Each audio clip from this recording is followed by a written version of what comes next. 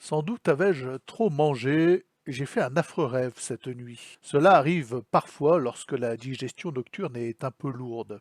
Alors voilà, je suis parti sur les océans, à la voile, plein d'enthousiasme et d'aspirations heureuses.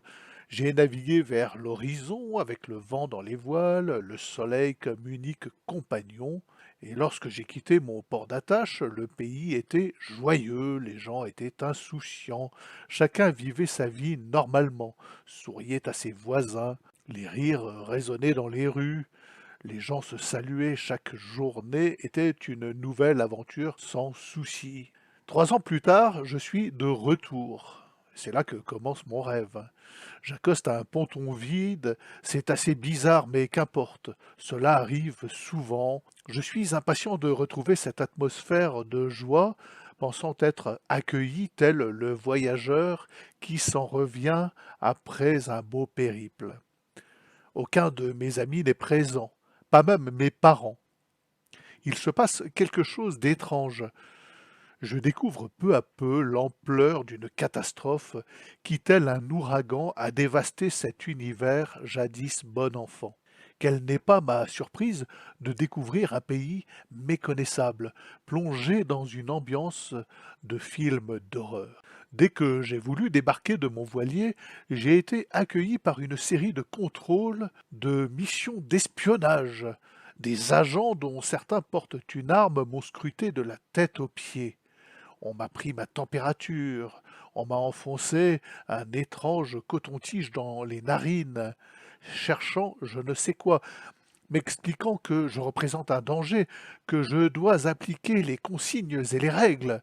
Mais lesquels et quel danger? Je ne comprends rien à ces histoires. Les rues sont remplies de gens portant des masques. Seuls des pères dieux anxieux dépassent de ces bâillons. L'entrée des supermarchés est barrée par des vigiles patibulaires qui veulent examiner les sacs, qui imposent le port de ce fameux bâillon. Je n'en ai pas sur moi. On m'oblige à en acheter une boîte. Les caissières sont enfermées dans des cages comme si elles étaient devenues soudainement des attractions de zoo. Les regards fuyants remplacent les sourires chaleureux. Chaque personne semble se méfier de son ombre.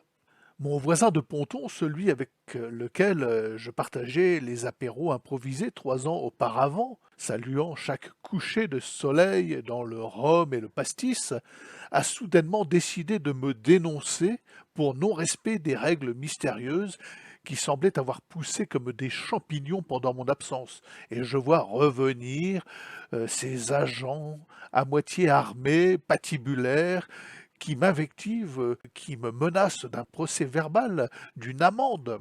Les choses se calment.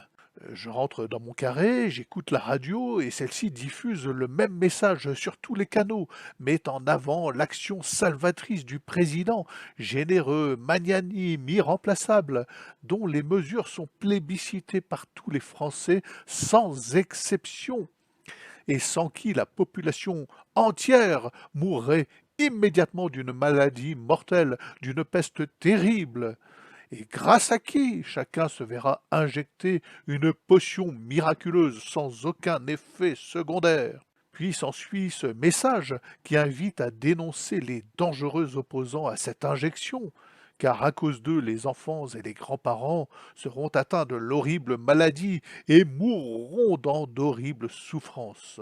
Je me sens pris au piège dans une hallucination kafkaïenne. La réalité semble avoir été tordue et déformée en mon absence. Que s'est-il donc passé? Qu'est-il arrivé à ce pays pendant que j'explorais mes mers lointaines? Ai-je involontairement déclenché une apocalypse en naviguant autour du globe?